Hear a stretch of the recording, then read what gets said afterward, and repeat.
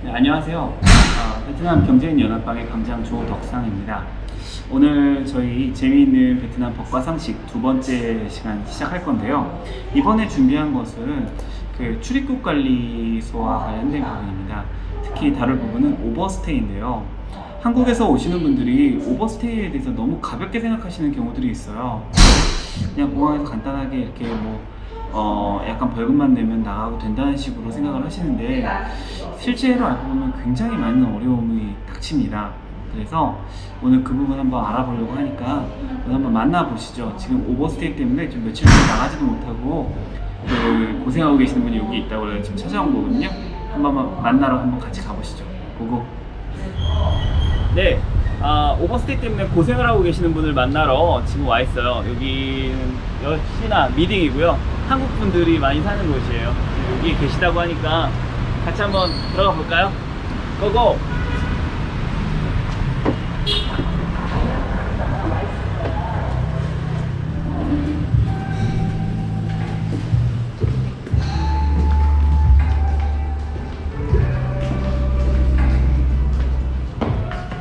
안녕하세요, 경제인 여러분. 지금 옆에 같이 계세요.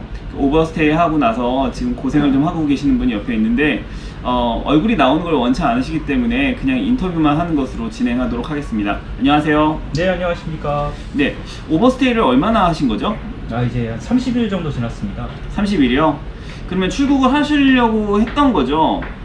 그렇죠. 근데 왜 여기 계세요? 아니, 오버스테이가 뭐 그렇게 중요하지 않고, 뭐 한 달 정도는 공항에서 뭐 돈 내고 나가면 된다고 얘기를 들어서 쉽게 생각을 했습니다. 근데 30일이라고 하셨잖아요. 근데 30일도 출국을 못 한 거예요? 그렇게 얘기도 들었고, 뭐 베트남 대사관에서도 봤는데, 거기도 뭐 벌금 기준으로, 일당 벌금 기준으로만 돼 있어서 그냥 쉽게 생각을 했죠. 근데 정작 나가려고 해보니까 이게 출입국 관리소도 가야 되고 내용이 생각보다 굉장히 복잡하네요. 출입국 관리소는 좀 친절하던가요? 거기는 최악이었고요. 어떻게 좀 구체적으로 좀 설명해 줄 수 있나요? 일단 한국 사람이 가면 접수조차를 받지 않고요. 에이전트를 끼우지 않고서는 일 처리를 하기가 쉽지 않습니다. 지금 그러면 출국하려고 공항에 가셨다가 지금 다시 돌아오신 거잖아요. 출국을 못 하시고. 네.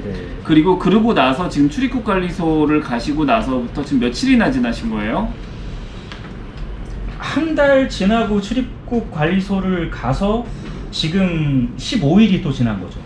그러면 현재 45일 체류 중입니다. 45일. 어떻게 좀 진전이 좀 있으세요? 이게 하루하루 딜레이는 되는데 아직까지도 정확한 답이 없네요. 그 비자 날짜보다 오버스테이 되실 때만 해도 아무래도 주변 분들이 좀 편안하게 얘기를 많이 해주셨을 것 같아요. 오버스테이 되면은 그냥 뭐 벌금만 내고 가면 된다라든가 뭐 별거 아니다라든가 이렇게 얘기되신 게 있었을 텐데 지금 한 보름 넘게 지금 못 가고 계시는 거잖아요. 네. 근데 출입국관리소에서 주로 어떤 것들을 요구를 하고 있나요? 서류들이 너무 많아서 일반적으로는 쉽지 않겠던데요. 이것도 인터뷰도 굉장히 여러 번 있는 것 같고, 뭐 서류 접수량도 많고, 이거 하지 말아야 될 일인 것 같습니다. 아유, 고생이 많으십니다. 네. 아직도 안 끝나신 거죠? 아직도 끝나지 않았습니다. 이번 주에 끝날지, 뭐 원래 얘기는 한 10일 이내에 끝날 것처럼 얘기는 됐었던 것 같은데 벌써 15일이 넘었으니까요. 근데 아직도 끝이 나지 않았으니까 다음 주가 어떻게 될지는 잘 모르겠습니다. 여러분, 이처럼 그 출입국 관리소가 지정한 이 비자 기간을 넘기게 되면 굉장히 어려움이 찾아옵니다. 그래서 이런 오버스테이에 관한 부분 좀 잘 알고 대처하시는 게 좋으실 것 같고요. 행여라도 이렇게 오버스테이가 돼서 문제가 됐을 경우에는 저희 제대로 된 전문가와 상의해서 잘 풀어나가는 게 굉장히 중요할 것 같습니다. 그래서 이 부분 역시 저희 법학 박사님 최정권 박사님께 도움을 한번 요청해 보도록 하겠습니다. 최정권 박사님 나와주세요.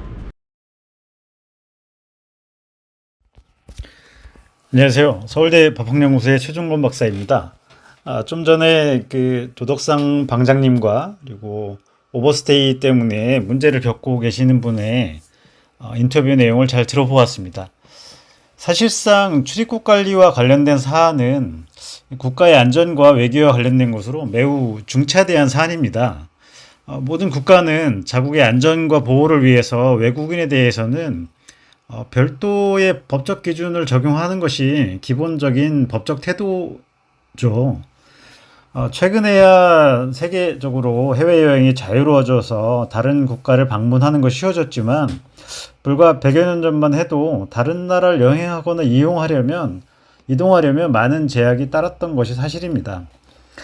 한국과 마찬가지로 베트남의 경우에도 엄연한 국가이기 때문에 자국 내에 외국인이 머물 수 있는 조건과 기간들을 명시해서 허가해 주는 것이 원칙이죠.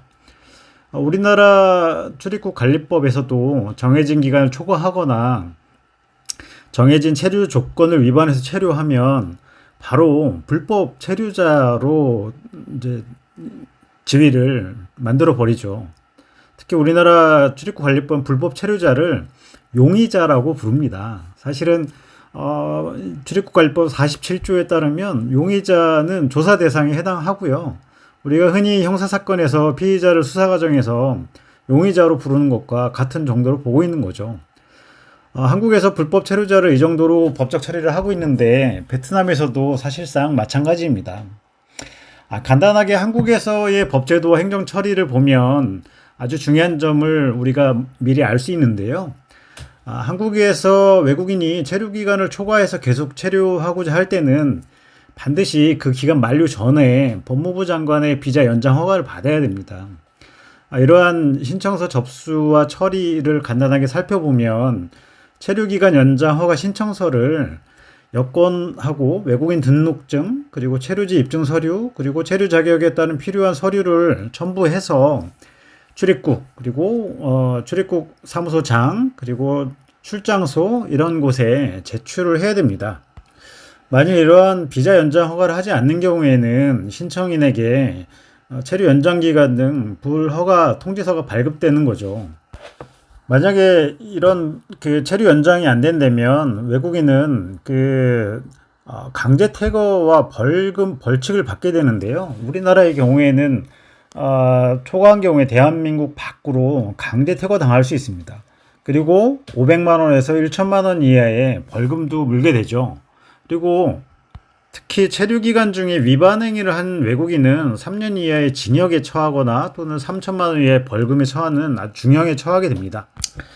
베트남에서도 마찬가지로 체류 기간 만료 전에 출국 연기 결정권자인 조사기관장, 감찰원장, 그리고 법원장, 그리고 판결 집행기관장, 그리고 경쟁위원장 등에게 연장 신청을 해야 됩니다. 만일에 이런 연장 신청이 안 된 경우에는 체류기간 만료 후에 바로 불법 체류자 신분이 되는 거죠. 그리고 이런 불법 체류자 신분을 해결하기 위해서는 똑같이 불법적인 상태를 벗어나야 되는데요. 체류기간을 연장해주는 위에 제가 말씀드린 각각의 기관들에게 심사를 거쳐야 됩니다. 그래서 인터뷰를 하신 분처럼 이 각각의 기관 모두들에게 검사를 받아야 되기 때문에 시간이 매우 오래 걸립니다. 특히 베트남 같은 경우에는 아직 행정기관의 업무 처리가 전산화되어 있지 않아서 문서를 회람하거나 요청해야 하는데 시간이 많이 걸리고 또 각 기관에서 사실 조회를 해야 하므로 더더욱 시간이 오래 걸리는 거죠. 또 한국어는 통용되는 외국어가 아니라서 베트남어로 번역도 해야 되고 공증도 받아야 됩니다. 자, 이런 여러 가지 조치가 이루어지지 않는 경우에는 거주기간 만료 시 강제 출국을 당하게 됩니다. 특히 베트남의 경우에도 벌금이 부과가 되는데요. 약 2천만 동의 벌금이 부과가 될 수 있습니다. 그리고 향후에 재입국 제한 조치를 받을 수 있다는 점을 주의해야 합니다. 시간 관계상 좀 더 상세한 사항은 전문가나 또는 향후에 다른 절차로 좀 더 설명을 드리도록 하겠습니다. 외국인의 출입국 관리 업무는 모든 국가에서 아주 중요하게 처리하는 사안입니다. 선진국이나 후진국이라고 해서 다른 것은 아니죠. 오히려 후진국의 경우에는 행정 전산화가 안 되어 있고 또 공무원의 재량이 더 많기 때문에 훨씬 더 위험할 수 있습니다. 또 불법 체류자 문제는 국가 간의 신뢰에도 문제를 일으킬 수 있기 때문에 해외에 계신 한국 분들이 모두 대한민국 대표 선수라고 생각하시고 베트남의 출입국 관련 법령을 잘 지키는 것이 필요합니다.